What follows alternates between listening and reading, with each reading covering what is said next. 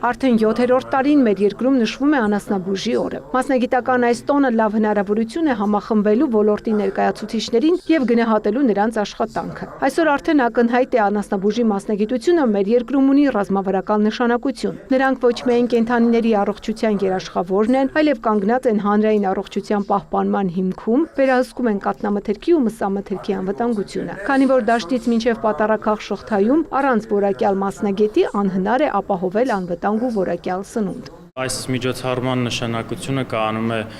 մեր մասնագիտության նշանակության վերհանումը, որ հասարակությունը հասկանա, թե անասնաբուժը ինչ կարևոր աշխատանք է կատարում սննդամթերքի անվտանգության, մարդկանց առողջության, ինչպես նաև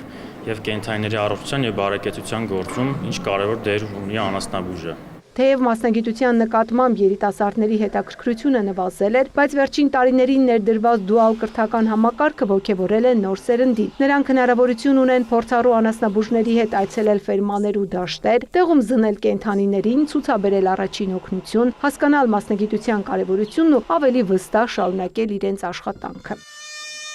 Այդ ուսման ձևը շատ լավն էր, երեխեքը բնական մասնագետ են դառնում, ոչ թե կարդալով, իրանք արդեն վստահել են։ Ես որ ստեղ եմ, իմ աշակերտները իմ ֆերմայի մեջ լիարժեք աշխատում են։ Իրանք որ օրինակ մի հատ կենդանու թեկուզ ծննդաբերություն են օգնում,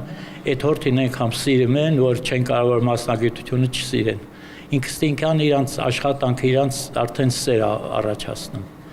Լավն են։ Շահագրգիռ կողմերի մասնակցությամբ հանդիպմանը անդրադարձ եղավ նաև անասնաբուժության ոլորտի զարգացման հիմնական ուղղություններին, առկա մարտահրավերներին ու հնարավորություններին։ Քննարկվեցին նաև համակարգային խնդիրներ, քաղաքականության առաջնահերթություններն ու կրթության դերը որակյալ մասնագետների պատրաստման գործում։ Հիվանդությունների նկատմամբ նոր մոտեցումների ձևավորումը, պայքարի միջոցառումները,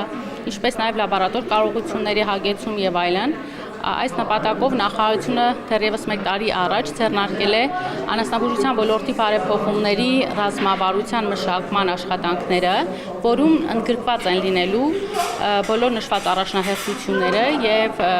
որոշակի ժամանակահատվածում դրանք պետք է իրականություն դառնան անասնաբուժի դերի բարձրացումից մինչեւ ատեստավորման համակարգի ներդրում։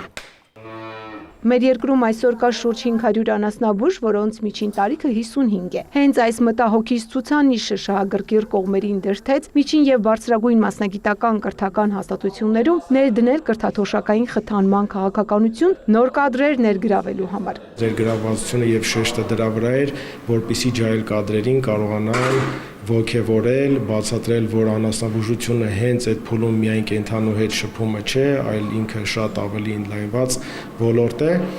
որին մասնակցեցին հենց Գյուղինստիտուտի ուսանողներն, որոնք որ միջազգային մեր փորձագետների արձագանքը շատ դրական էր, քանի որ իրանք շատ ակտիվ մասնակցեցին եւ իրականում ոգեշնչեց մեզ այն հարցը, որ մենք այս տարի ունեինք արդեն մի փոքր թվով ավելի մեծ քանակ ուսանողների։ Միջոցառումը կազմակերպել են էկոնոմիկայի նախարարությունն ու ռազմավարական զարգացման գործակալությունը, նորարարական անասնապահություն, կենդանիների նախրաքաշ բուծում եւ շուկաներ Ինլիմա ծրագրով։ Ծաղկանուշ Միրզոյան, Ժիրայր Հավետյան, լուրեր։